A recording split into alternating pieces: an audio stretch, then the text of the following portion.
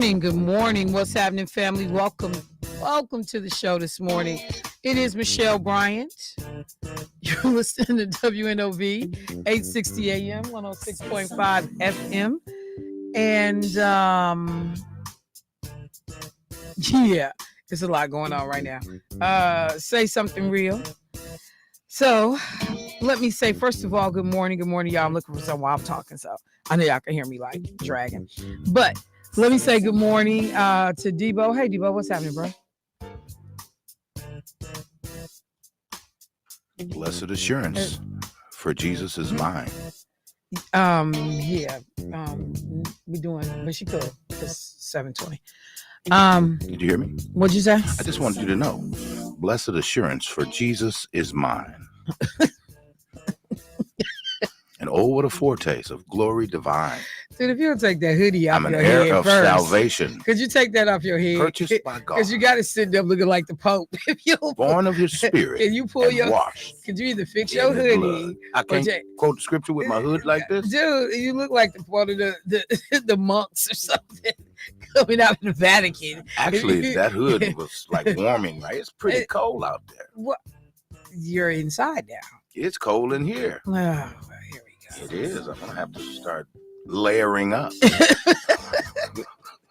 Let it go, bro. Let it go. Oh my God. You can just hear the little, whatever. Also welcoming back to the studio, the vacationing, Big Baller Shot Caller kicking it out in Florida. What's up, Carvey V? How you doing, bro? Feeling well? Safe flight back. Everything went well. Did you leave the city intact? You ain't tear up nothing. We ain't gonna get no reports. Look, then y'all, you know how you go on vacation and you be had a good time, and when you come back, you all leaned over and tired, like you need to take a nap. That's how Carvey was looking this morning. Wake it up. And what's crazy is that's the way I was feeling by the time I finished doing his job, man. It's brutal over there. Is it brutal? Oh, man. Is it brutal? He make it look easy. He do. Not, but did you say not? Yeah, he do not make it look easy. But so like you said not. I did. But I didn't realize it was as grueling as it is. It was grueling. Yeah, because I mean you figure he starts at 6 something in the morning. Mm-hmm. And he's basically pinned to that spot. Is he? He's pinned there until noon. Till noon. And he gets a little break and he's back. The part that got me to the that worst little was spot. He's back. Well, why don't you make it more comfortable for him? Like, hey, get him a mic that works. We're working on that. We'll have that done by close of business. Get him out the little spot and create a little spot. We'll have that mic in by close of business. We could like rearrange the office in a way that's more conducive to space. We've looked at that, and because of the way this council sits, and with all the wiring and stuff that's running to it, we really don't want to start tearing into stuff. Yeah, because they don't, because there's a way to optimize it all. Let me see what I would do. I would swing out this way. And then, I'd go long instead of going wide. Yeah, there's things that can be done. But anyway, welcome one and all. All right, y'all. So it's going to be a busy morning. Got guests in right away this morning in the 7:30 hour. Somebody said, hi, Carvey. Hi, was Carvey in Miami? My daughter went to the Nicki Minaj concert on Sunday. Came home last night and one of her flights was canceled due to the weather. Were you in Miami? He was in Orlando. He said it all snobbish. he said it all bougie. You're like, I wouldn't dare be in. Miami is just where everyone else, No, Orlando. Nicki Minaj. I'm a little above. I've outgrown Nicki. I would have went to go see Nicki Minaj. Bang Bang is my song. Old school. I love that song. All right. So a couple of things. First of all, remember that this is Voter Education Week. And so just to be aware, coming down Capitol Drive I note that there is a huge police presence off of 35th and Capitol. Get past the post office on 35th, right off Capitol, and you can look down and you can see that they have heavy construction equipment blocking the streets. And so I looked down and I was like, what's going on? Well, of course, being Johnny on the spot, the brother with all the info, when I walk in, Debo, reminds me that Donald Trump is here today. And in fact, he is going to be, I think, over here somewhere off of Capitol around 11:30 this morning. Um, I think they said this is his ninth visit to Wisconsin in about, I don't know, 8 days, something like that. It might even be fewer. Or is it the fourth visit in 9 days? It's some either way, he's been here a whole bunch of times. And so for people that utilize that way, you got errands to run, you're trying to get over there. That's where y'all go get y'all breakfast from too, right? Just know that businesses over there are about to be impacted because there is a visit from former President Donald Trump. It just kills me to say that without saying something slick. Happening this morning. So again, somebody said Biden will be here as well. That's the Joe Biden visit, not Trump today. Okay. Thank you. I knew it was somebody was coming. And I did see Joe Biden. Thank you. I appreciate it, man. Thank y'all for being on top of it. And had I looked at my text messages, I would know because I got a message about it. But I got the time right. It's going to be here 11:30. Okay, well, I feel a lot better. No disrespect, but I feel a lot better knowing it's Joe Biden coming. No disrespect. What? Really? I'm just saying. A number of people got the news yesterday, saw it at some point on your phones or the news that the mother of Whitney Houston, Miss Cissy Houston, passed away at the age of 91, had literally just celebrated her birthday about a week earlier. But we're going to get some of her music on this morning. This is one time I wish State Rep Myers was on the show because she is a huge Cissy Houston fan. And, I wasn't up on Cissy Houston in terms of like her musical career. Realized that she had a phenomenal voice, but knew her more towards gospel. And for me, her voice was an acquired taste, kind of like Dionne Warwick, an acquired taste. But it takes Lakeisha to talk about Cissy Houston because the degree of enthusiasm and animation and like can walk down her discography on her songs. It's like nothing short of crazy. So we'll see at some point if I can talk to her this morning because I appreciate she had me play a song yesterday that I wanted to use this morning. And of course I walked out without the name of the song and I can't find it and everything that I'm seeing under her name. But it was a song that was actually recorded later in life that I certainly listened to last night and was like, oh, okay. Different side of Cissy.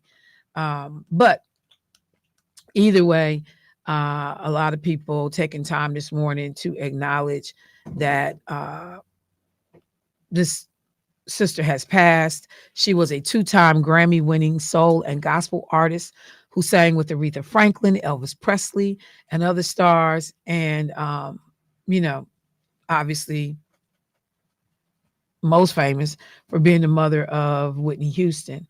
And I just watched their movie on some Netflix or something. That the Whitney Houston story? Yeah, I just watched that like this past, maybe a week ago.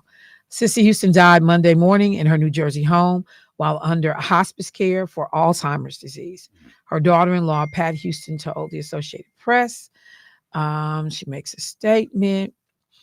A church performer from an early age, Houston was part of a family gospel act before breaking through in popular music in the 1960s as a member of the prominent backing group, the Sweet Inspirations, with Doris Troy and her niece, Dee Dee Warwick. The group sang backup for a variety of soul singers, including Otis Redding, Lou Rawls, and the Drifters. They also sang backup for Dionne Warwick. Houston's many credits included Franklin's Think and You Make Me Feel Like a Natural Woman, Van Morrison's Brown Eyed Girl, and Dusty Springfield's Son of a Preacher Man. The Sweet Inspirations also sang on stage with Elvis Presley, whom Houston would fondly remember for singing gospel during rehearsal breaks and telling her that she was squirrely. She said, quote, at the end of our engagement with him, he gave me a bracelet inscribed with my name on the outside. This is what she wrote in her memoir, How Sweet the Sound. And on the inside of the bracelet, he had inscribed his nickname for me, Squirrely. The Sweet Inspirations had their own top 20 single with the soul rock Sweet Inspiration made in the Memphis studio, where Franklin and Springfield, among others, recorded hits and released 4 albums. In the late 60s, the group appeared on Van Morrison's Brown Eyed Girl, sang backup vocals on the Jimi Hendrix Experience on the song Burning Up the Midnight Lamp. 1967. Houston's last performance with the Sweet Inspirations came after the group hit the stage with Elvis Presley in Las Vegas in 1969. Her final recording session with the group turned into their biggest R&B hit, Gotta Find a Brand New Lover, a composition of the team Gamble and Huff, who appeared on the group's 5th album, Sweet Sweet Soul. During that time, the group occasionally performed live concert dates with Aretha Franklin. After the group's success in 4 albums together, Houston left the Sweet Inspirations to pursue a solo career where she flourished.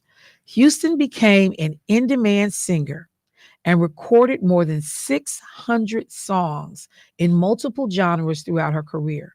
Her vocals can be heard on the tracks alongside a wide list of artists: Chaka Khan, Donny Hathaway, Jimi Hendrix, Luther Vandross, Beyonce, Paul Simon, Roberta Flack, and of course her daughter, Whitney Houston. Cissy Houston went on to complete several records, including Presenting Cissy Houston, the disco era, Think It Over, and the Grammy-winning gospel albums Face to Face and He Leadeth Me. In 1971, Houston's signature vocals were featured on Burt Bacharach's solo album, which includes Mexican Divorce, All Kinds of People, One Less Bell to Answer. She performed various standards, including Barbra Streisand's hit, Evergreen. Never far from her native New Jersey or musical origins, Houston presided for decades over the 200-member youth inspirational choir at Newark's New Hope Baptist Church, where Whitney Houston sang as a child. Cissy Houston would say that she had discouraged her daughter from show business, but they were joined in music for much of Whitney's life, from church to stage performances to television and film and the recording studio. And let me just see, because then, of course, they detour into Whitney Houston's life. Just want to see if there's one other thing. So in any case, Pat Houston says she is thankful for the many valuable lessons she learned from her mother-in-law. She said the family feels blessed and grateful that God allowed Cissy to spend so many years, and said, quote, we are touched by your generous support, outpouring of love during our profound time of grief. We respectfully request our privacy during this difficult time. So, legend, the mother of a legend, and just understanding that this woman had her own distinct career because people would relegate her to being nothing more than Whitney Houston's mother. Cissy Houston was an artist in her own right and extremely accomplished. And that's why I wanted to take a minute to read those list of accomplishments. So as we talk about her today, she has some heavy hitters, man. Come on now. Donny Hathaway, Burt Bacharach, come on. I mean, Elvis, Aretha. Yeah. You know, we just gotta, when we saying stuff, make sure that we are clear. About when what Whitney, her contributions were. When Whitney came on the scene, I would hear that she was, her mother. I'm like, it was no significance to me. I didn't know much about her mother's work. And a lot of people, like I said, a lot of people did know because she was background for a lot of the time. And for a long period of time, gospel. They kind of promoted her as Dion's niece. I didn't never hear much about her mother. Yeah, because Dionne was basically a bigger star. She was more crossover than Sissy. Even though Sissy, did a lot to be, considered a crossover artist. But Dion just was a bigger name. After Dion had did Solid Gold. I mean, come on now. Dion was a bigger name. Who was no great act to me, and I just didn't like Dion.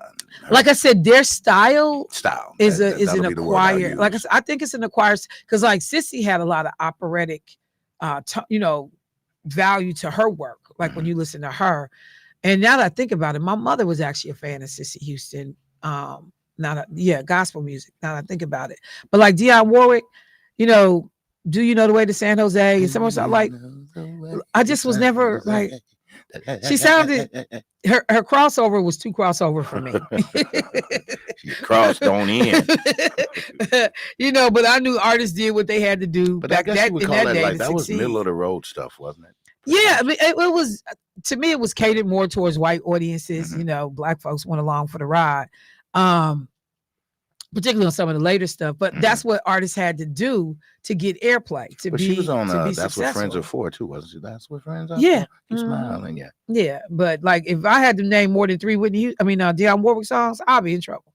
I know her mostly from Solid Gold and the ugly puppet that was on Solid Gold. That's how I know her more than anything. I'm sorry. Did you ever see Solid Gold? I think I did. Is that the dance when they was dancing? Grover, but he got the puppet. The ugly lady puppet that was like supposed to be kind of like Dionne Warwick. Oh no, I don't. You never saw Solid Gold? If I have, it was a dance. I've forgotten it. Variety show kind of thing. Solid Gold was a dance Solid show, Gold, kind of like the Gong Show. No, what's that? Yeah.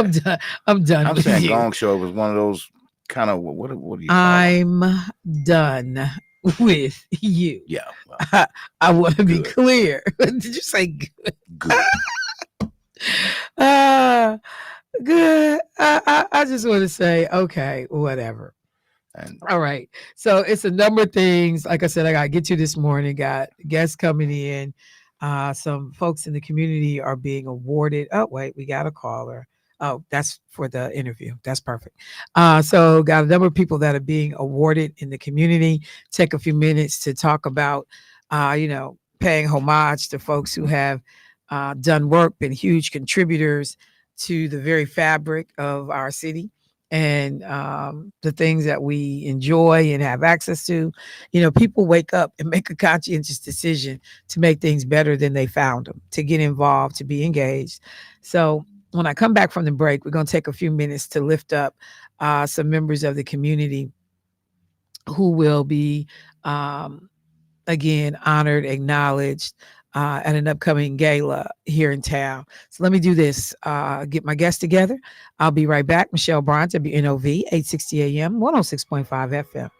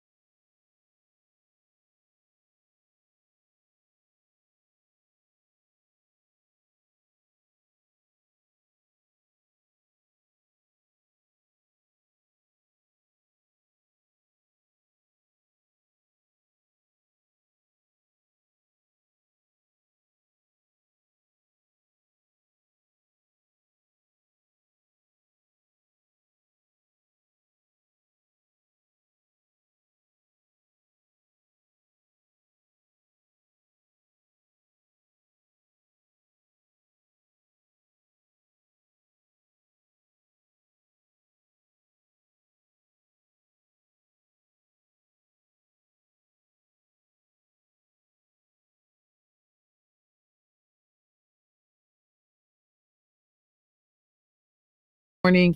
I'm actually joined in studio and online by folks with the Martin Luther King Economic Development Corporation. Got the executive director in the house. Well, hello, ma'am. How you doing this morning? Good morning. Thanks for having us. Oh no, definitely glad to.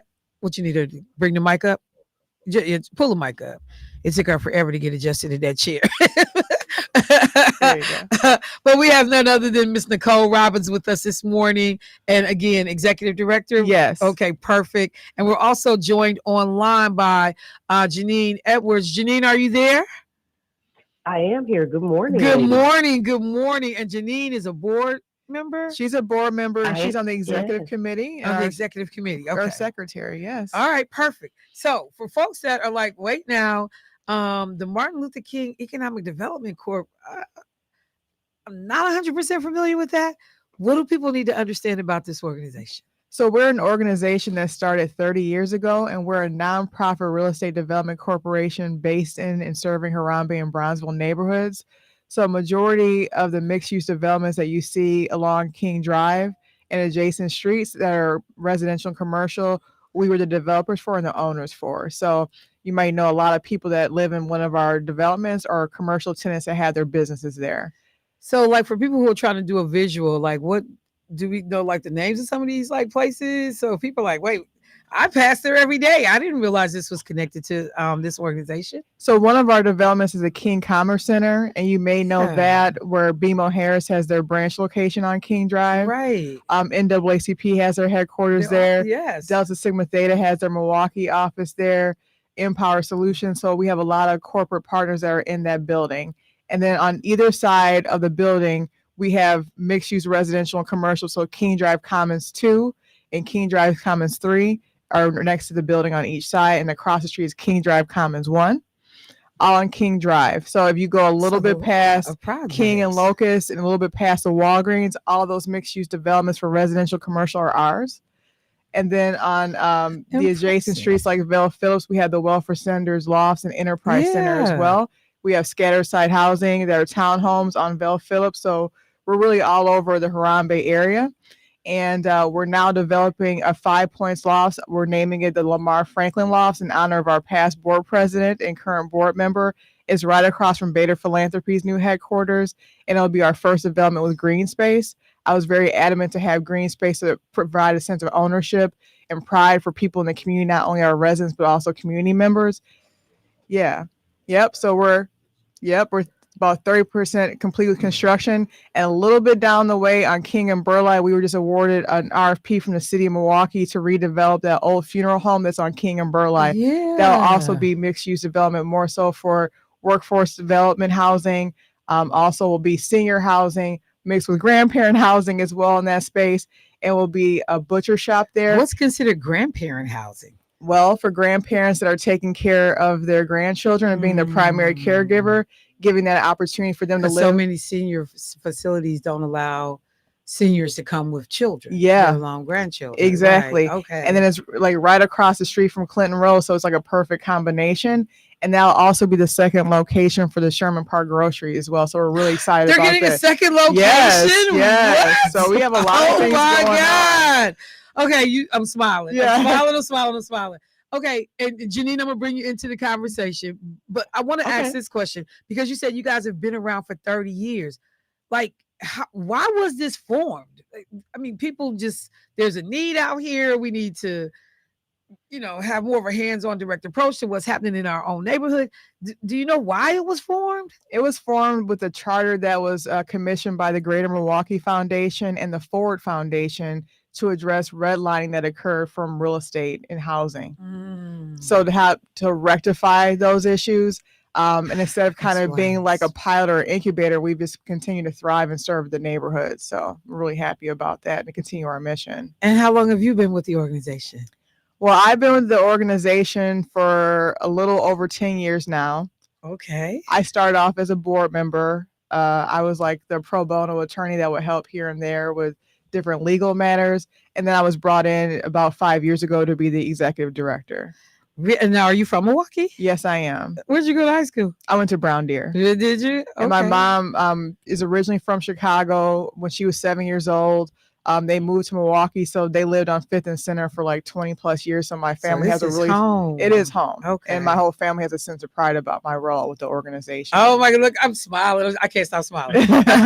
So let's bring in my sister. What's happening, Genyne? How you doing this morning? I'm good. To be honest, I'm a little tired, but I woke up so excited to share with you guys this morning. So I'm happy to be here. And look, okay, so in your capacity as a board member, also on this committee, how do you come to the organization, Genyne? How do you get engaged? So I'm, as a board member, part of the governance group. And so, of course, we are supporting Nicole and also very much connected to the community, really being a liaison, being ambassadors for the mission, and really just trying to support in ways that we can. I think one of the things that's pretty unique about Mlk Edc, because of our founder, Welford Sanders, a really important role that I think we have is also just making sure that people know about the great history of the organization and that they are also connected to our values. Well, first of all, anybody that got you on the board, we know they working. Because when I say one of the busiest sisters in Milwaukee, hands is always on something, and wherever it is always better than she found it. So you all are lucky to have her engaged as a board member. We are, for sure. Yeah, I see you smiling. So look, now you have this event coming up on October 12th. What's going on? I heard gala. We getting dressed up. We are getting dressed up with our finest wear to celebrate all the service that we provided to the communities for 30 years. Okay. This is our first fundraiser. And Mlk EDC, we're often like a humble giant behind the scenes. And I think it's now time to celebrate all of our accomplishments and how we continue to further our mission. Okay. So we're celebrating all that we've done and thanking everyone for their help with supporting us, support the community. Yes.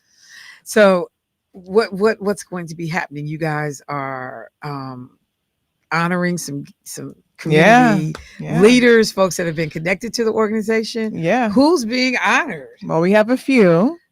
So for the Welford Sanders Trailblazer Award, Lamar Franklin, who is the board past president, he will be awarded that honor.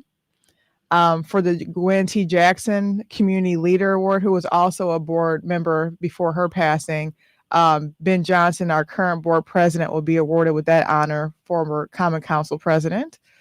And then we have Raynetta Hill, the King Drive Bid Director. She'll be awarded the Community Innovator Award. So we have a lot of good things going on, a lot of good honors for great people. So I went back and I pulled some of the information that I had been given. So in terms of Lamar Franklin, a past president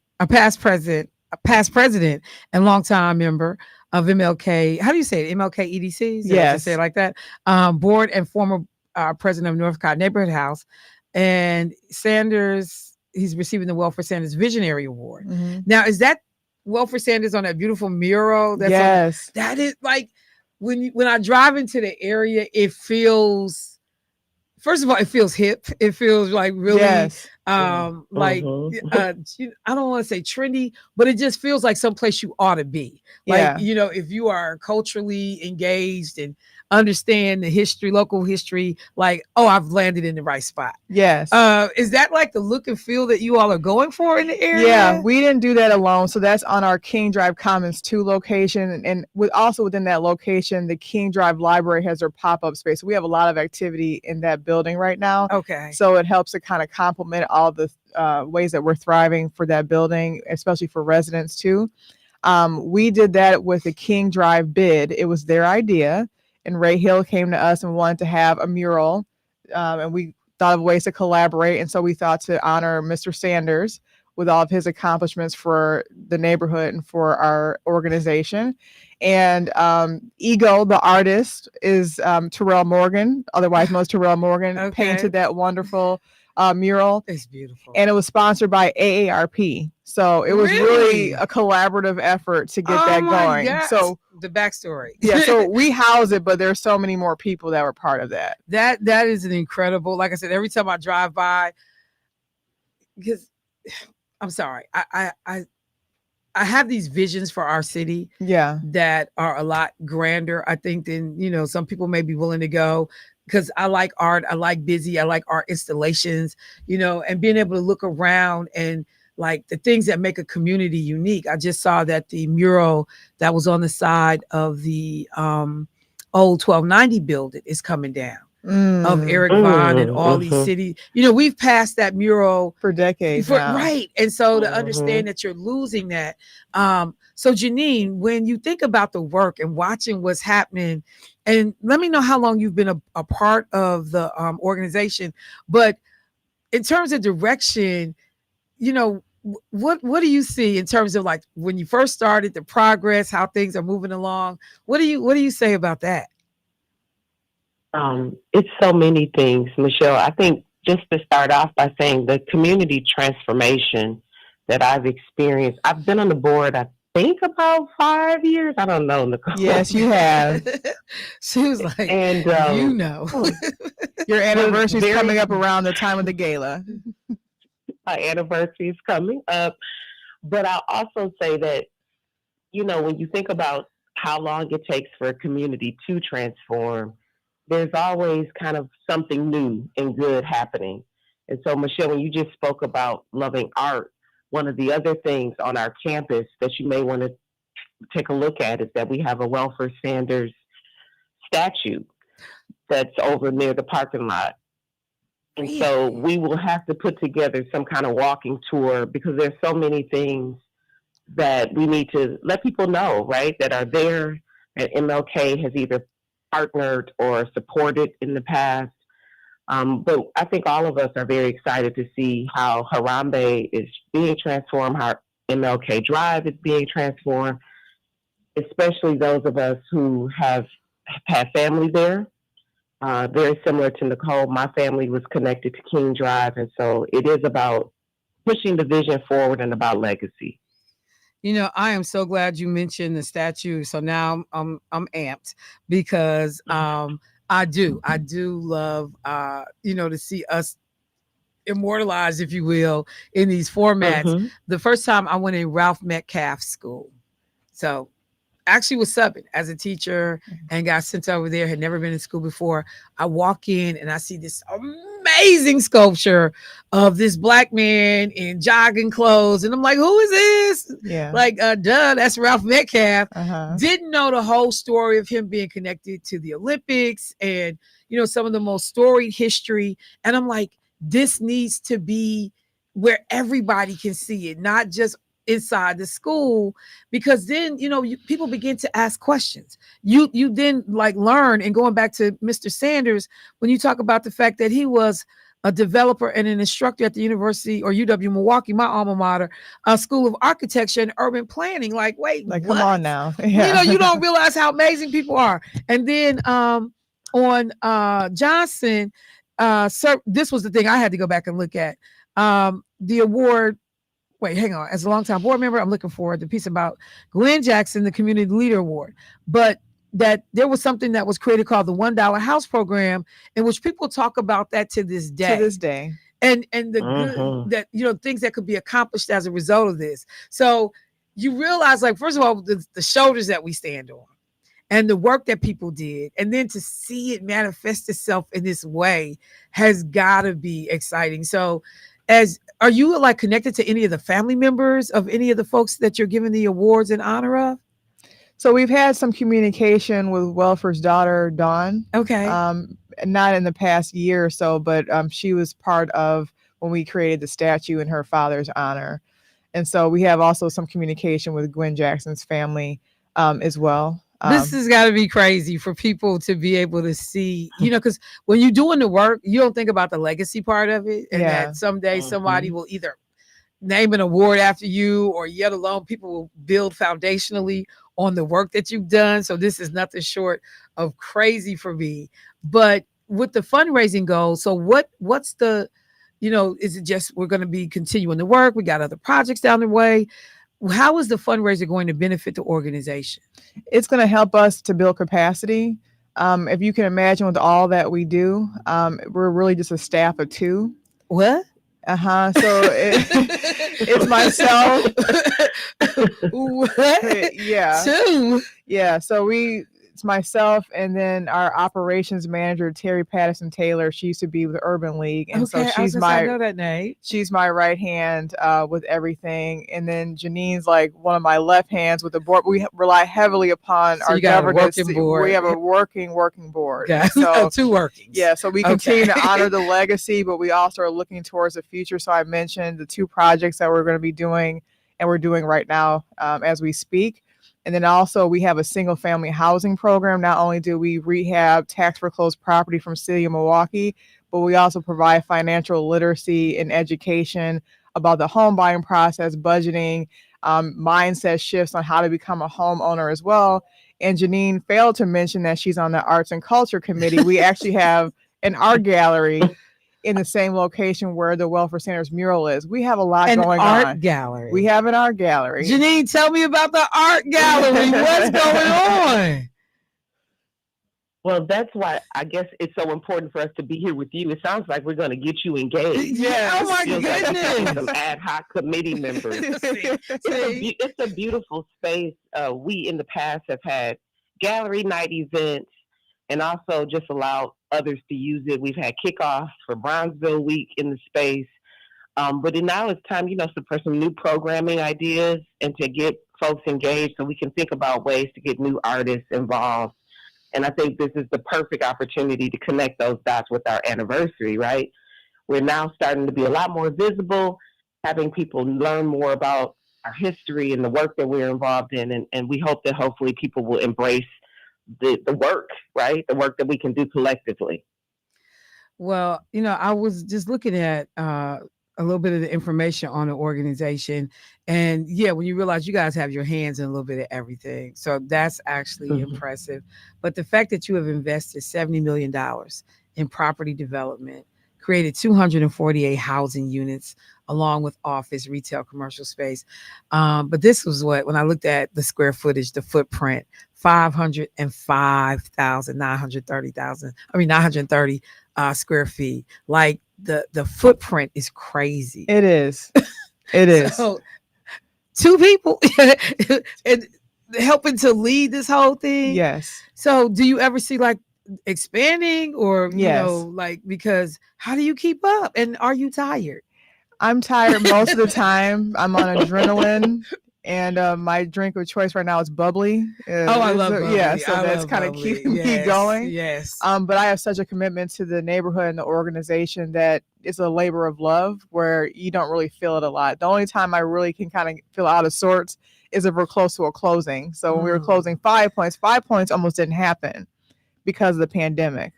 Really? Okay. Oh my God, this timing. Yeah. So with labor costs increasing, with cost of materials increasing, it created like $1 million gap. And we had to figure out and pivot on how to close that gap.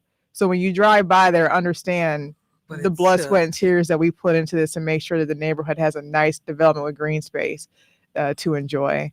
And so I like when you said there was an assistance on the upcoming project that I think 30% completion, that there be a green space element. Was that the same project? Yeah. We currently are under construction with the green space right now. Right. Yeah.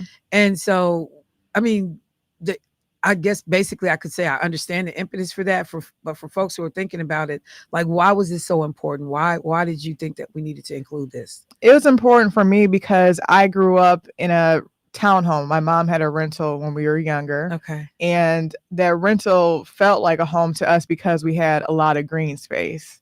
And so I feel like in a lot of urban areas, people just throw up developments and really don't think about the sense of pride that's there for a family.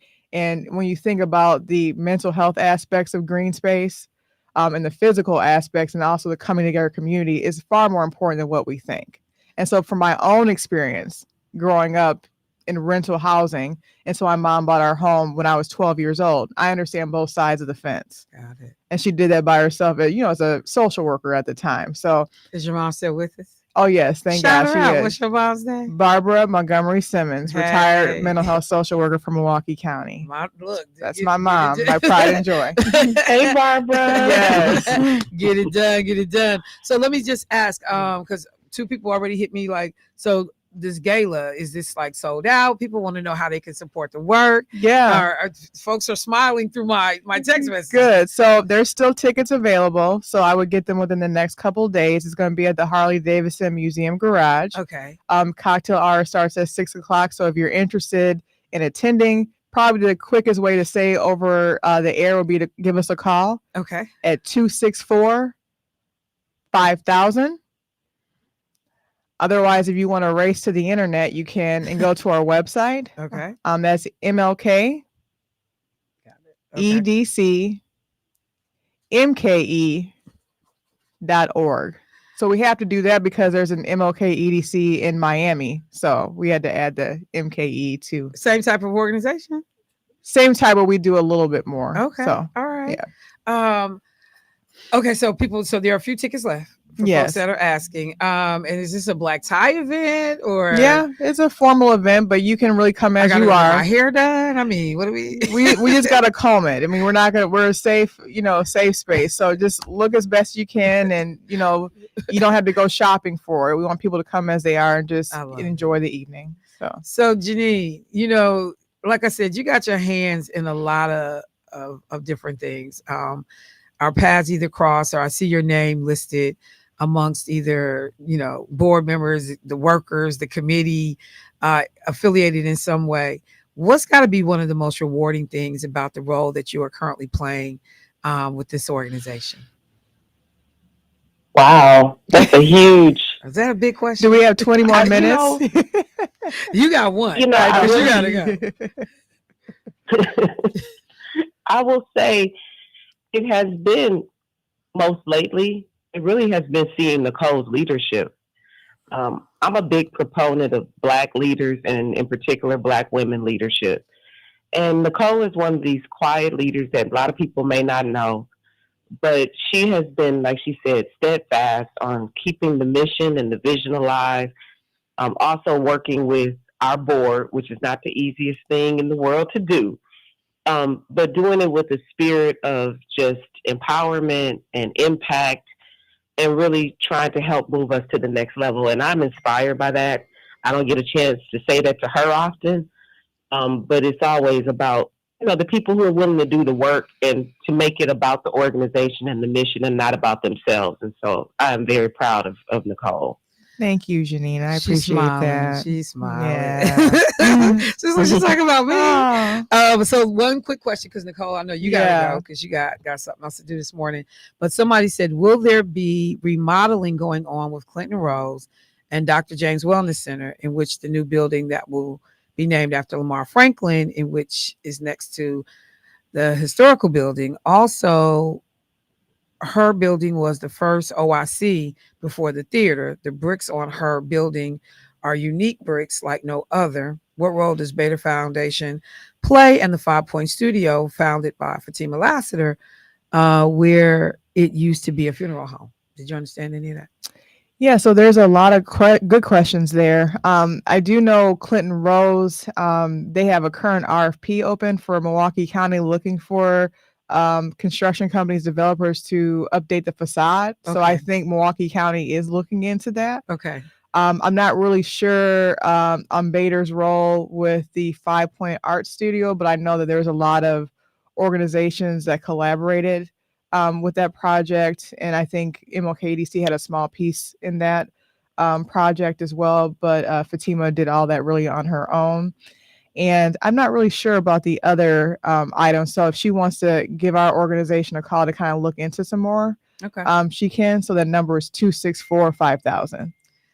Somebody said, thank you for featuring this development on the show. Very informational. Awesome. And then one other person hit me up and was like, they need to come back. So, we'll come back at not as early of a time, but we had to make sure to be here. This is my only time. Well, look, we do an afternoon show. Yes. So feel free. We will get you back on. I know you got to go. We were able to kind of fit this in. Want to respect that you got a meeting. So I'm just going to let you say goodbye. I'll finish it up with Genyne. But any final closing remarks, Nicole, before you go?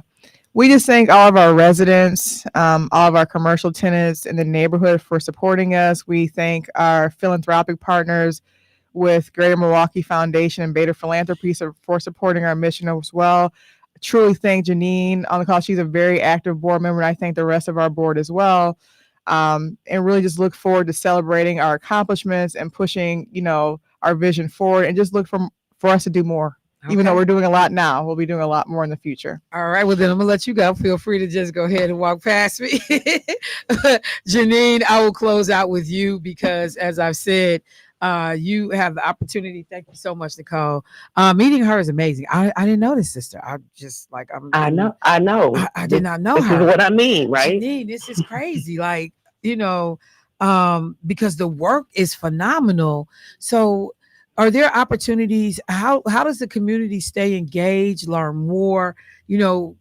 Are there projects we should be following, things we should have our eye on? As a board member, what should we understand about the work and how the community can either be supportive or just to keep up with what's happening? So a couple of things. We are in the process of reevaluating our strategic focus. I mean, we've had a strategic plan for a long time, but we were just over the last couple of months out in the community with a survey with the goals of really listening to the community to better understand what priorities do we need to be focused on. I just think like with any organization, we always need ambassadors because we are a housing organization. A lot of people don't always even know about our housing development. So one thing that I would say is for folks to share with their family members in the community that our projects, we have beautiful developments, and there may be a senior or a family member who's looking for a quiet, nice, safe place in the neighborhood. And I would say that that's one place to be an ambassador for us. In addition to that, we definitely hope to get some of our committees active, and they will be ad hoc committees that allow for others outside of the board to join. And so be on the lookout for that. And then finally, and most important, is really, as we work to continue to partner with other organizations, if there is someone that thinks that they have a great idea, we are pretty open to partnership, like Nicole said. Keep us in mind for ways that you want to either support the community through a fundraiser or through some type of activation. We have a lot of physical space to be able to do really cool things.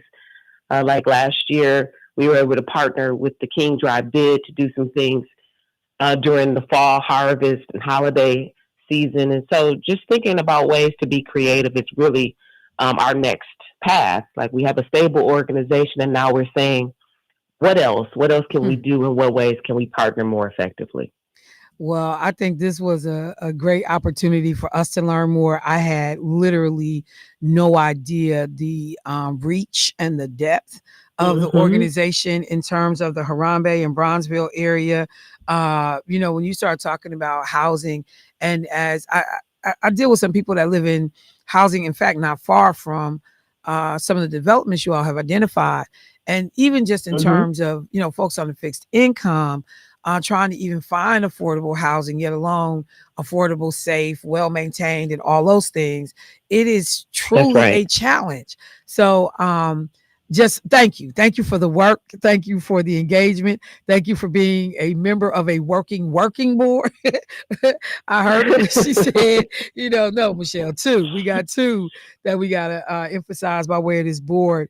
And if people want to learn any more, I'll refer them back to the website. But Genyne, thank you for making time for us this morning and for putting this on our radar. The door is open. You got to tell Patrick you all are welcome back anytime. Oh, thank you. And thank you for all that you do. And we got to sync our calendars up. Looks like we got a lot to do together. Yeah. It's becoming definitely more evident that we will be seeing each other quite a bit. Well, I look forward to it. Thank you so much for your time this morning. I'll talk to you soon. Have a great day. You too now. Okay. Bye-bye. All right, family. I mean, y'all, I got the hits on Facebook, in my messenger. It is a lot going on. And when you don't even realize necessarily who's at the table. And then when, Nicole talks about being a 2-person operation, at least from, actual staffing, but then relying heavily on their board, there's a lot of work to be done. We got to figure out how we can fit in, what we can do to uplift the things that are happening. excuse me, and the ability to duplicate this in other parts of the city. Because it is so important that everybody be proud of where they live, have quality housing, quality activities, and an investment going on in their neighborhoods. All right, let me take a break. I will be right back. Michelle Bryant, WNOV, 860 AM, 106.5 FM. Give me a sec. Be right back.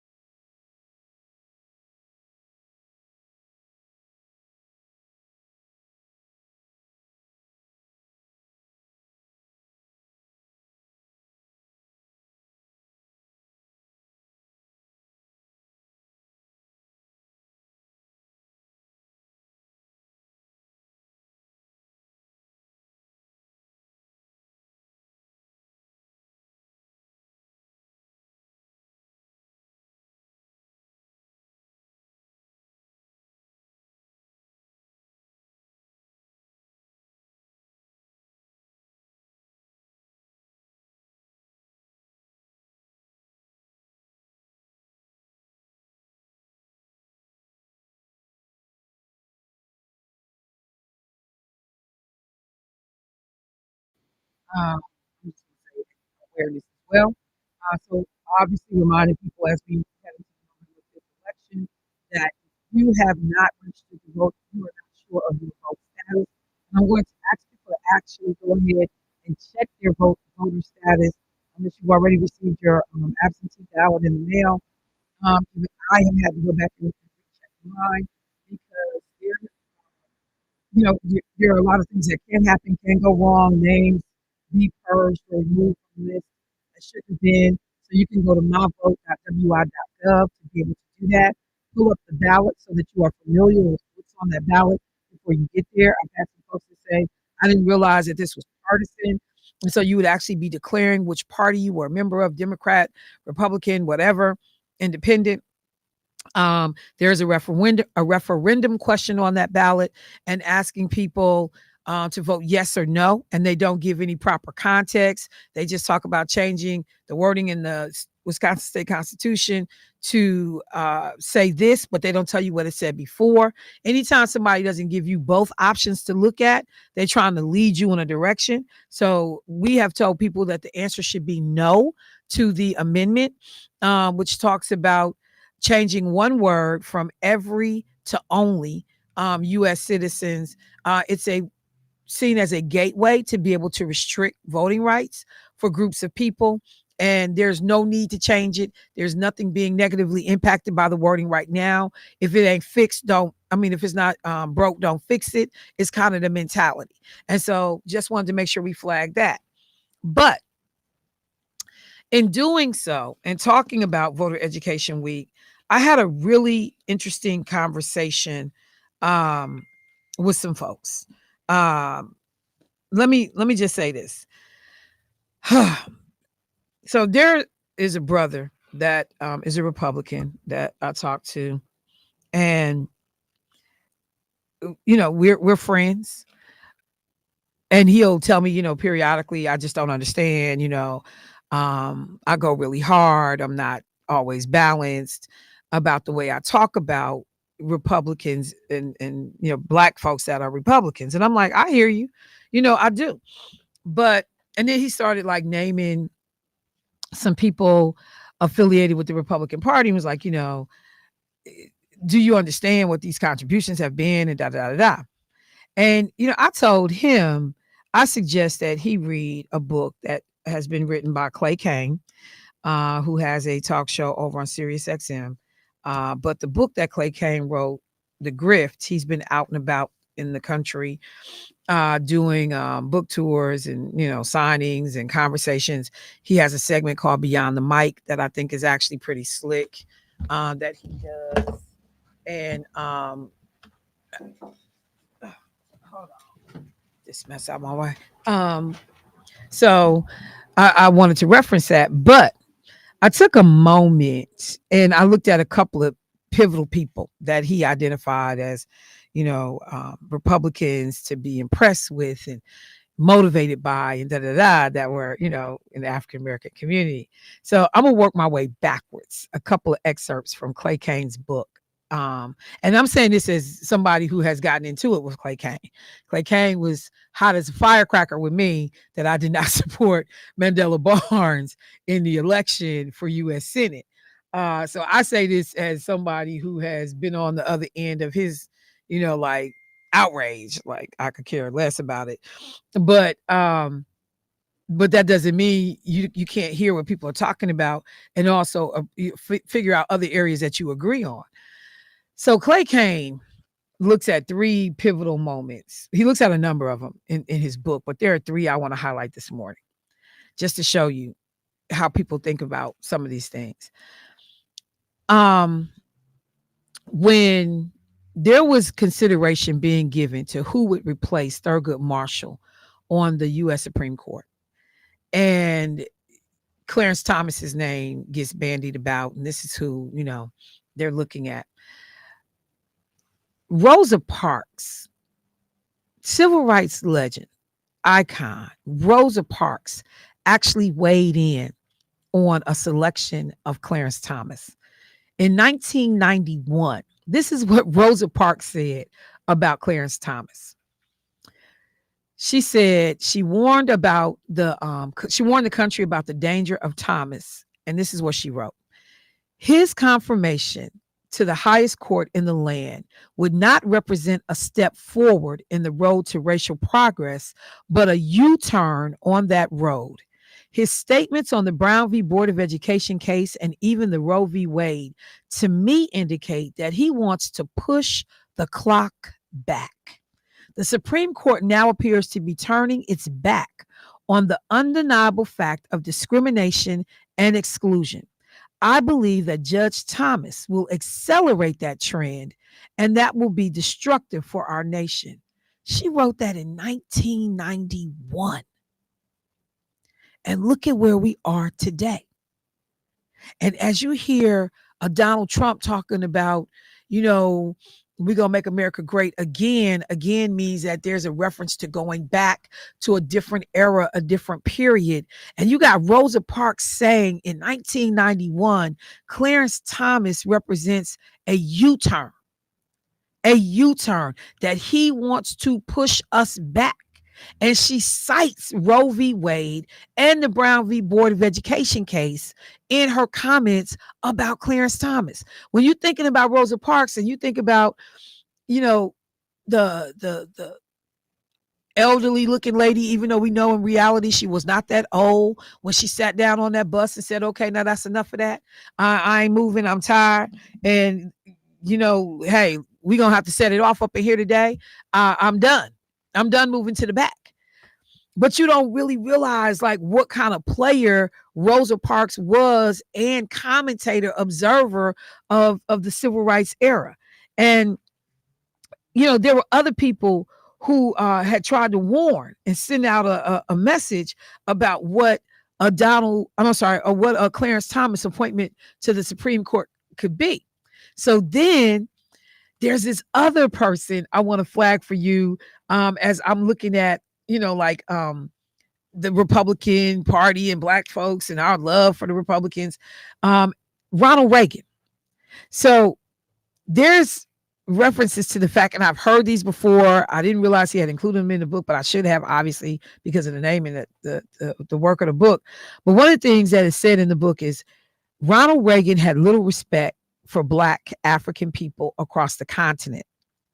In 1971, during a conversation with Richard Nixon, which was not public until 2019. Okay, so he had this conversation in 71. It came to light in 2019. Ronald Reagan, governor of California at the time, called African delegates to the United Nations monkeys and said, quote, they're still uncomfortable wearing shoes. And him and Richard Nixon bust out laughing. Ronald Reagan, as the governor of California, when they talked about the Africans representing African nations and countries, he called them monkeys and said they were still not comfortable wearing shoes. As for the hope that Reagan would have a diverse administration, Reagan, like Nixon, relegated Black people to sub-cabinet roles, except for one. The former governor of California included one Black person in his presidential cabinet. Does that sound familiar? 2020, Donald Trump. 2016, Donald Trump. One Black person. The former governor of California included Samuel Riley Pierce from 1981 to 1989. Samuel Riley, Secretary of Housing and Urban Development. Have we heard that title before? But Reagan could not recognize the only melanated person in his presidential cabinet. Reagan is at a White House event in 1981.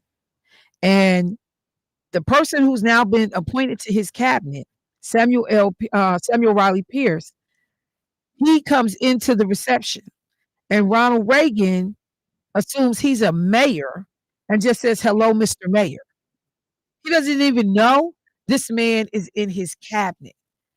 The thing about this guy, Pierce, who Ronald Reagan puts over HUD, is he was a lawyer. He became the first Black partner of a prominent New York firm in 1961. In the 1950s, he was the assistant U.S. attorney in New York and an assistant to the Undersecretary of Labor. He served as counsel to the Antitrust Subcommittee on the House Judiciary Committee. In 1961, Pierce was a part of Dr. King's legal team for the U.S. Supreme Court case, New York Times versus Sullivan, which established limitations on the use of defamation lawsuits. So here is this prominent, amazing Black attorney that Ronald Reagan decides to add one Negro to his cabinet. And this man who is an attorney is put over HUD. Ben Carson, who is a brilliant surgeon and doctor, is put over HUD. How does that work? How does that work? Coretta Scott King, Dr. King's widow, wrote a letter to Ronald Reagan asking him to consider Pierce for U.S. Attorney General. According to Pierce's own words, he aspired to be on the U.S. Supreme Court. But Ronald Reagan did not want to give a black man that much power. Secretary of Housing and Urban Development is a role that is a favorite for black people in Republican administrations.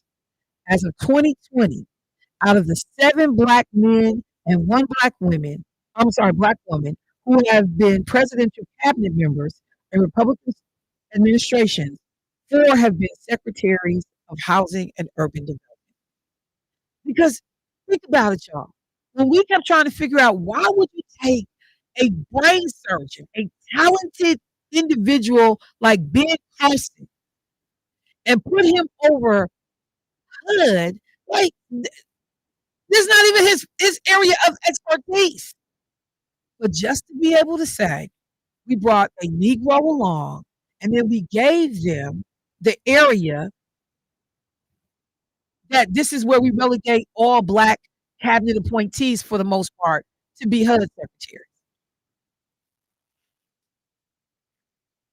This brother Pierce, the Republican who goes along, now he wanted to be the attorney general, but you settled for HUD because you basically just wanted to be in the administration. But everybody talked about how unhappy he was in the role and that he basically was willing to pay that debt for power and being inside the room. So in 1981, there is a article in which Pierce, who done got messed over himself, because here you are, this brilliant lawyer, they put you over HUD. He tells People magazine, there's a feeling in the black community that the Reagan administration is not a friend of black, but the president is not saying, forget them, let them die. We're not cutting back that far. But they did cut back far. And not just in black communities. During Pierce's tenure under Ronald Reagan, budget authorizations for HUD were slashed by 78%.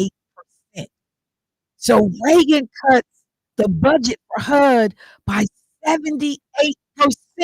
Can you imagine what a 78% cut does to HUD? New housing construction was gutted. Homelessness skyrocketed, many of the homeless being Vietnam veterans. Reagan also cut annual spending on subsidized housing programs by 20%. And it just goes on and on. By 1983, black unemployment, the highest in the history, at 21%. So when we look at all these issues that permeate today, I was talking about Tent City yesterday on my show that I rode up on this area I was unfamiliar with. I never am on this street. And then I see all these tents and I'm like, what is going on? There's some kids having a sleepover. And then I realized, no, this is a homeless or an unhoused person's encampment area. And then you try to figure out these policies. How do we get here? What happened to affordable housing? And then you go back in time and you appreciate a 78% cut to HUD. You realize the policy prescriptives that have been put in place to harm this community. Last one in my conversation with this brother. Because he touted to me how Booker T. Washington, Tuskegee University, was somebody that was highly regarded, highly respected in the Republican Party. What about that? And I literally had to have a moment with him. Was like, do you know Booker T. Washington's history now? Do you understand that while Booker T. Washington was a smart man in his own right, and he was able to accomplish quite a bit, that there was a lot of controversy around Booker T. Washington because Booker T. Washington basically told black people, stay in your place. Be okay with being a second-class citizen. And I know some folks that, graduated Tuskegee University who might get hot with me and take exception, but it's true. Because Booker T. Washington gives this famous speech in September of 1895 to a predominantly white audience at the Cotton States and International Exposition down in Atlanta, Georgia. And at the time, Booker T. Washington is speaking.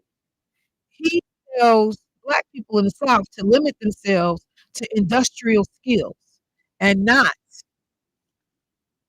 push for social equality.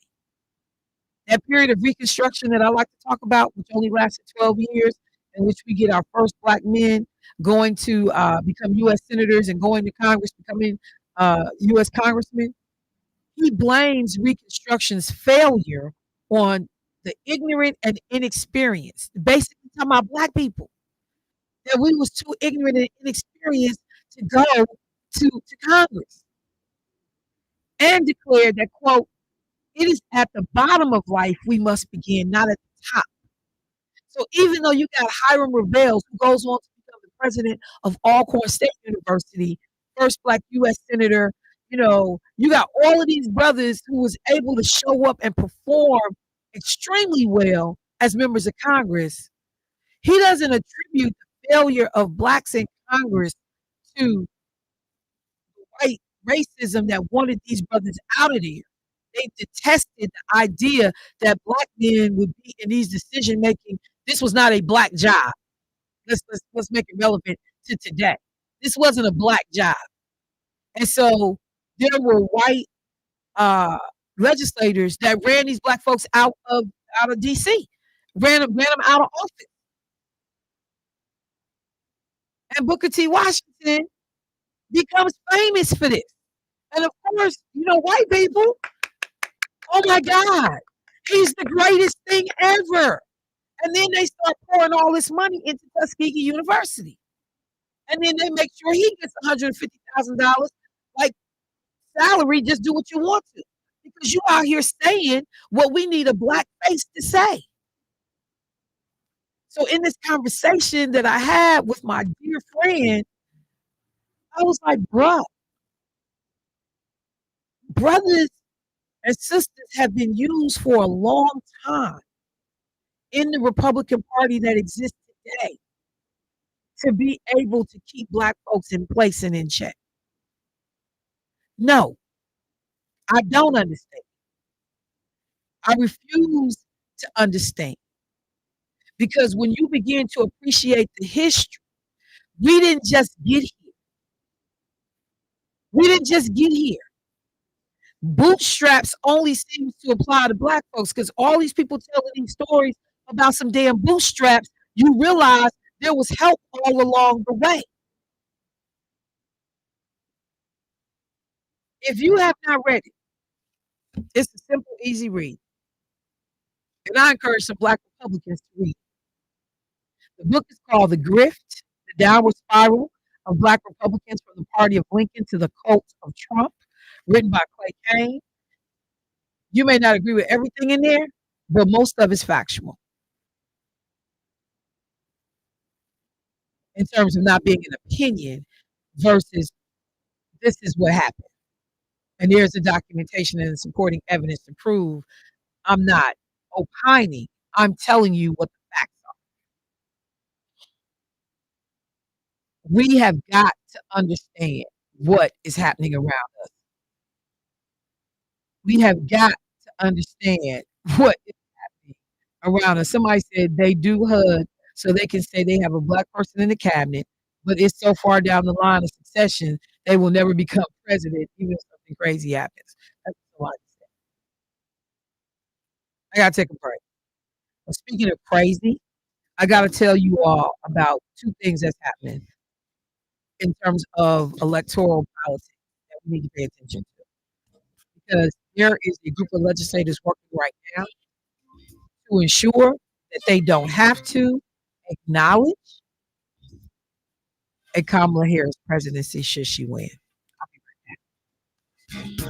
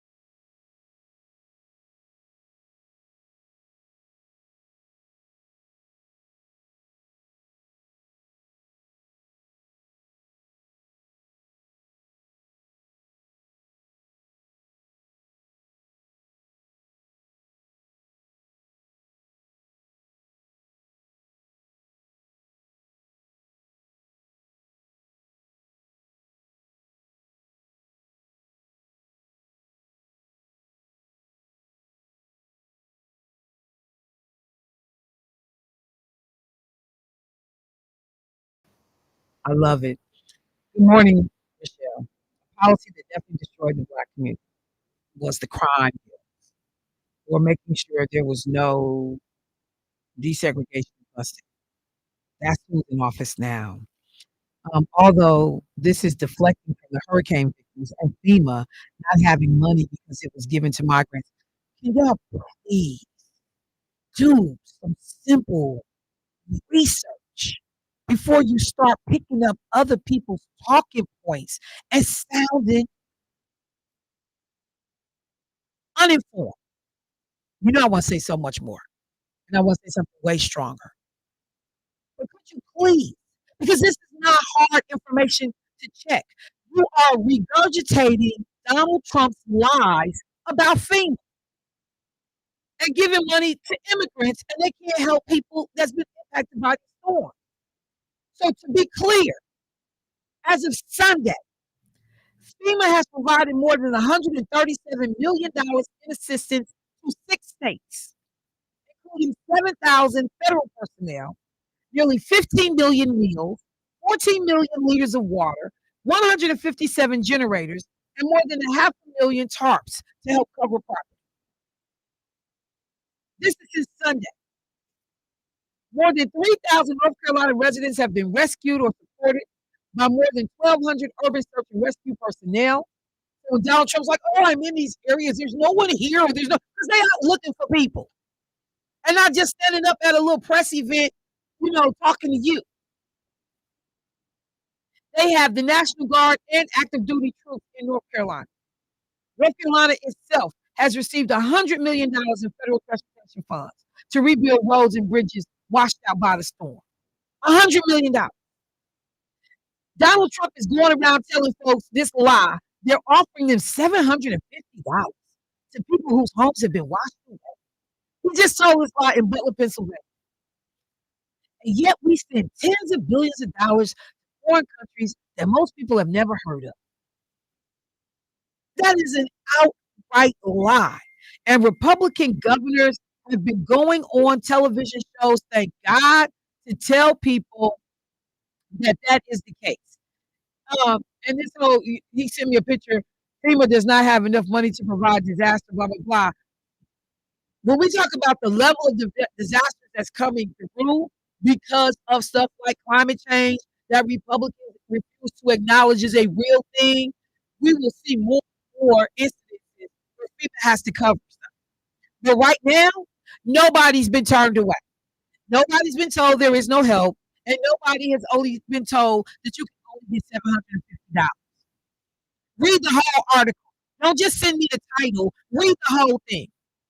And you circle it and highlight it. Send me back the portion where it says, FEMA says we only gave people $750 because we spent all our money helping immigrants. Send that. Don't send me the title of the article. Send me the whole thing.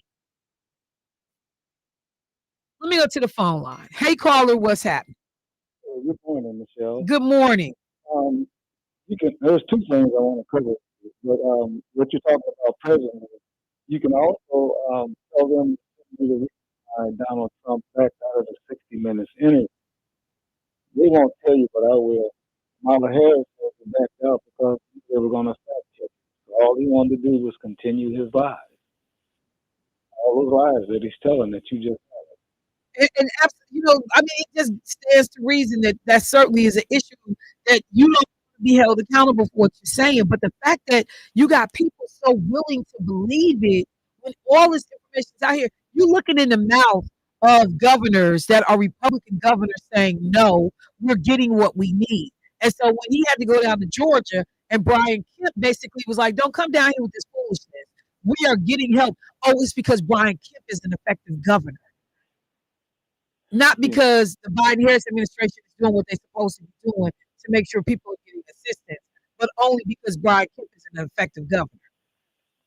Now, the other thing I want to talk to you about, I want to preface it by saying, I love you like a sister, and I love what you're doing on the radio.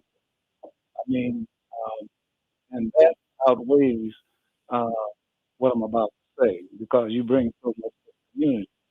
But when you was talking about Booker T. Washington Okay. Now, I felt that we needed W.E.B. Du Bois, who felt that we should all be doctors, lawyers, and professionals. I thought that was a very high expectation. But I also love um, Booker T because he was realistic. Understood that we all couldn't be lawyers, doctors, and professionals. And so he said that he's going to start this trade school to help black people learn the trade. Now, he's turned out probably over 100,000 tradesmen since out of prestigious census. And so, no, let me finish. Let me finish. Hang on. We can have a conversation. It doesn't have to just be one or the other. But the thing I'm going to say is that W.E.B. Du Bois and Booker T. Washington had flawed arguments. They both did. Because while W.E.B. Du Bois was about the talented 10th and saying let the smartest in terms of collegiate education of us determine the future and direction for black folks, which was wrong. Right. Booker T. Washington shied away from that 4-year collegiate experience in terms of only saying black people need to relegate themselves to the trades. So he didn't move us. He didn't really want to move us beyond the trade. He didn't appreciate also the ability to have the 4-year degree, the doctors. Like I said, Booker T. Washington Yeah. said we didn't have no business being in Congress. But look, but when you look at the time, this is 1890. Black was desperate to do anything at a so-called professional level, which the trades are, in a way, professional level jobs. They absolutely are. So they were desperate to do anything, and a lot of them he had to sit down and teach them how to read and write because they couldn't read and write. But So again, you don't get to exclude the 4-year degrees, the doctors, the lawyers, the statesmen as the only way, that the trades was no, the only way out. I agree with that. I agree with that. But what I'm saying is he was being realistic. But it wasn't He was realistic because we had realistic. seen Right people now, get these Michelle, degrees who had done well. can you say that every one of us that's out here now can be doctors, lawyers, and entrepreneurs? Some of us just don't have it. I mean, we have to come to that realization, and that's a fact. Well, Some I of mean, us but that's just any group. You can do that in every. They're white folks in any racial group that you can think of. Some are better equipped and skilled or have a different set of talents to be those things, that's and my some of us point. don't. That's my point. But Now, I think I wanna move. You're infallible. You're infallible. Right now, I feel, and this is me speaking personally, and this is John Henry speaking personally. I feel that when the way you went against Mandela Barnes, okay, this is going to follow you also. We could have had the voting rights bill. We could have had the George Floyd bill because Mandela would have been in Congress. I believe he would have voted for those bills. So, you know, you do, like I said, love you like a sister. This is our brother sister disagreement right here. right. You do a lot of things for the community. I really appreciate it. I've called in and talked to that. But I feel that the way you went against Mandela was wrong. This is my opinion. I feel that set us back also. So Well, this is the way I feel. I speak to that. no, I got you. Thank you, and I appreciate the comment. It's not like I haven't heard it before. And what I will always tell people is, I look at the totality of the situation, and I certainly appreciate the significance of having had a Democrat in the U.S. Senate versus having Ron Johnson. But I also look on the ground, and I pay attention to the stuff that's around me. And while I won't relitigate why I felt the way that I did, I'm in the building. I watch you work to take out the most effective black or white, as far as I'm concerned, legislator in the state capitol with not a single bill passed under your name, had not accomplished one single legislative piece of policy the entire time he was a state representative for 4 years. The entire time, never passed a bill. And then you wake up at the behest of white folks to say, I'm going to take out Lena Taylor, an individual who at that time had passed more than 100 pieces of legislation in her career and introduced God knows how many bills. effectively working across both sides of the aisle. And you ask him, why did you try to take out Lena Taylor? Well, she was rude to me one time. He told me that personally. You don't have a good reason for trying to take this sister out. Then you become lieutenant governor. And as we look at your governor, who didn't have a single black person working in his office, and we say, hey, can we get some support on the lack of diversity in Governor Ever's office? And there is nothing said. And then when you looked at his own office, for a long time, there was a lack of diversity. And people was talking about him so bad. And then finally we see a black person end up being hired in there only to be let go relatively quickly, or he left on his own. I don't know how it worked. So there was no established record of doing anything for black folks. And I'm sorry. I can't be promoting people who have not demonstrated a work record to me. I'm sorry. You come to Juneteenth and got 2 white girls holding your banner at Juneteenth. Mandela's base is white progressive liberals. It's not black people. In terms of who I'm turning out for. And then all of this crying, where is he at right now? Because he works for Power to the Polls. He has a PAC. He shows up at events. But where's all of the work, y'all? Like, I'm not moving the needle on that. I'm not changing on that. Because we do it too often. We elevate people. I vote for people. And then I really get nothing in return. There are people that are beginning to actually honestly force people to say, what is your record? What have you done? Because before you can tell me what you're going to do, I need to also be able to hold that up side by side against what you've done. And can't none of y'all give me the what you've done record. Everybody that's crying about it or upset about it, you can't give me the what was done record. But ain't nobody upset when you come for one of the most effective black legislators that we have had in this state. And effective legislators, period. Ain't nobody upset about that. It is what it is. It's the game. It's how it works.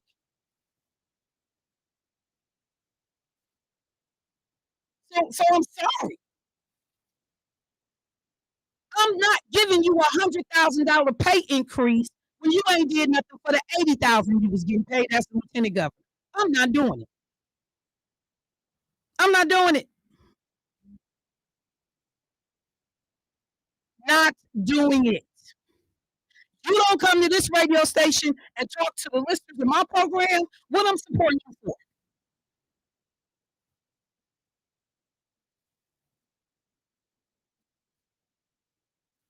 Not a single piece of policy on your website until I pointed it out.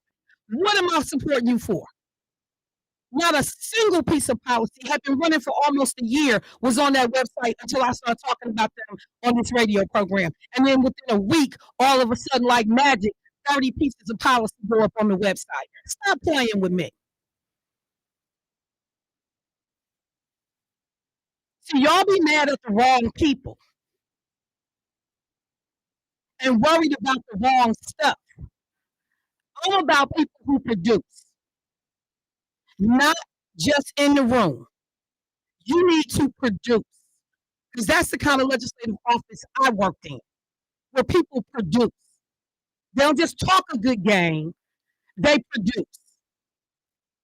And that's why we're in the position that we in now, because you got a whole bunch of talkers and not enough producers.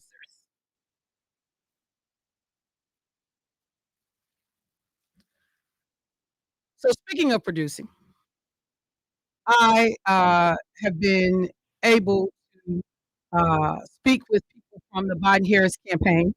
Biden-Harris, Jesus Christ. The Harris-Walz campaign. Last week, we were so fortunate to have someone this week, a representative. I think we got him on the line. Daryl, are you there? Yes, I am. Hey, Daryl Gibson, how you doing this morning, bro? I'm good. How you doing this morning? You know, a little. Little testy. I just had the pleasure of seeing you. I was dang, time is flying. Wasn't that just like a Sunday or two ago? We were just together. That was last Sunday. That was great. Oh my God. You were, in fact, I got some photos of you. You were at the event, helped to organize and set the whole thing up. Staff worked that event when U.S. Congresswoman Jasmine Crockett came to Milwaukee to a full house of enthusiastic supporters, people wanting to hear more about her role with the campaign and why she was out on behalf of Harris Walls campaign. Tell people what your role is, Daryl, with the campaign. Absolutely. Folks don't know, my name is Daryl Gibson. I am the Wisconsin Coalition Director for the Harris Walls campaign. What that means essentially is that I do outreach and I manage a group of people that do outreach to various communities, right? So we have our Black Coalition, we have our Native Coalition, we have our AAPI Coalition, our Women's Coalition, seniors, veterans, LGBTQ, you name it, we got it. We're trying to make sure that we're in every community and make sure we're talking to everyone and let them know how this campaign and race impacts them. I don't think it's a mystery to anyone that after November 5th, we be better as a country so we could be worse. I'm trying to make sure we use the better side. I'm trying to make sure every community feels the better side. And knows VP Harris has planned for them and what she's done for our communities across. So there have been a ton of visits to Wisconsin, whether it's been VP Harris, her husband, second gentleman, Doug Emhoff, surrogates have come on behalf of the campaign.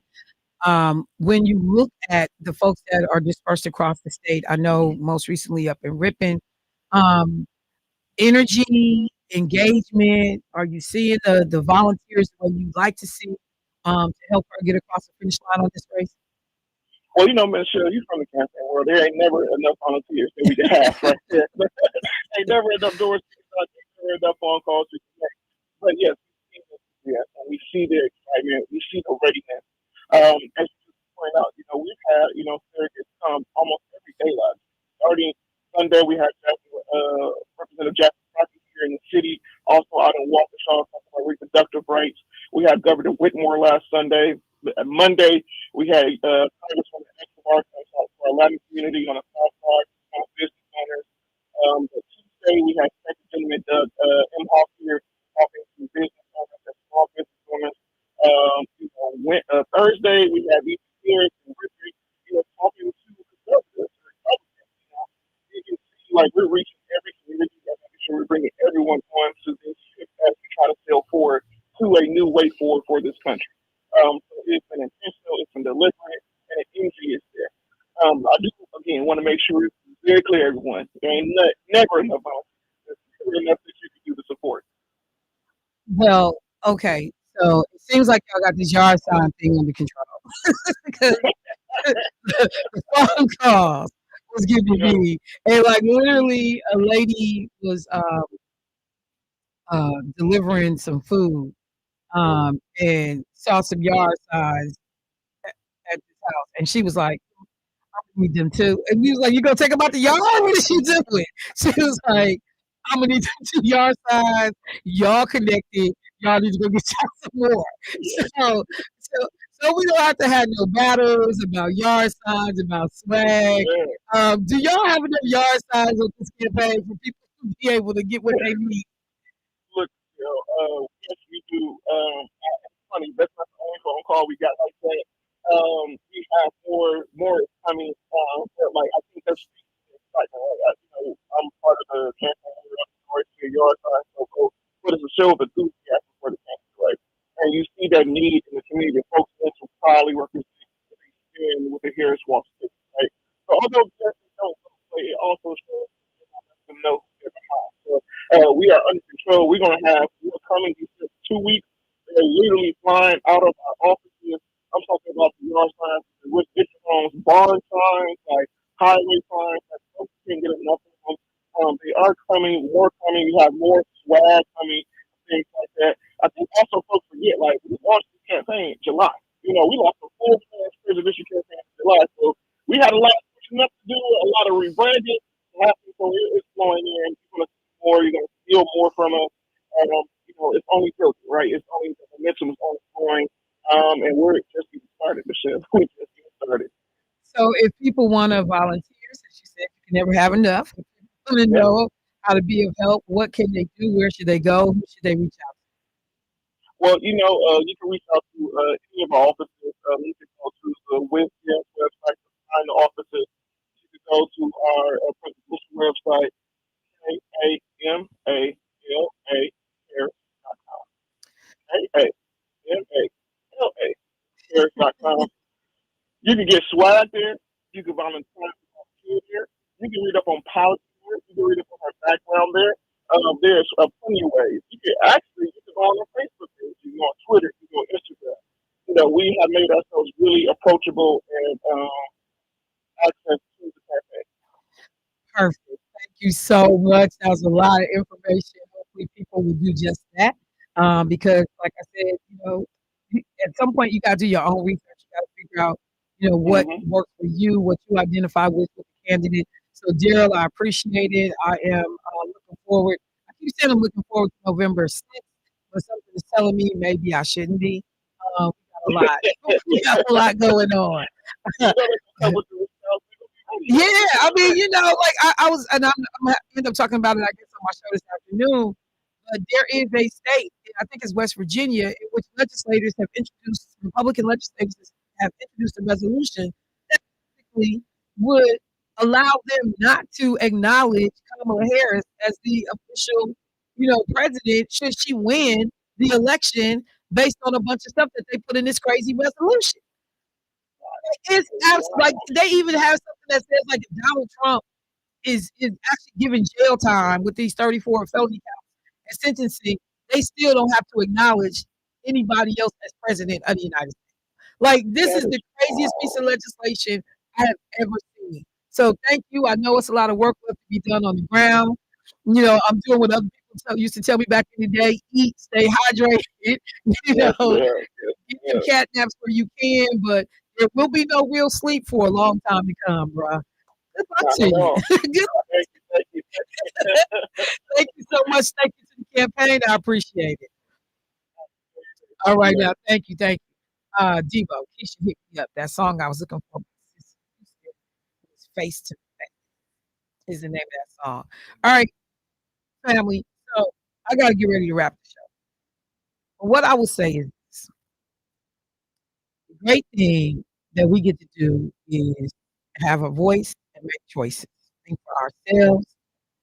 The important part about living in America and in the democracy that we have created is just to the point of me in the previous call. We get to disagree. Nobody has to die because we disagree about strategy or an approach. I say that because I'm paying attention to what is going on down in Mexico. The mayor of a city in Mexico was murdered less than 1 week after taking office. There have been 34 elected officials killed in certain cities around Mexico in the last month or so. When people talk about why folks flee areas, why they look to come to this country, it's because people appreciate what democracy and freedom and the ability to thrive and live looks like in the United States. It's not because they're trying to come take and steal your job, but because people, do you want to live in a city where somebody runs for office and the gang cartel kills them within 1 week of taking office because they want people in place that they own and can tell what to do? Are we willing to understand why people leave Haiti right now? Why people leave Mexico right now? We have a process in this country that is unlike no other. We need to think about that when we try to shut the doors in people's faces and make these people out to be villains. They want the same thing we want, a better way of life. One of the ways to do that in this country is to vote. Because if we don't, we're going to see people put in place who have cartel mentality, dictator mentality. Right. Right. I'll leave it right there for now. Debo, Harvey, appreciate you, bros. Family, I will talk to y'all later. Oh, the joy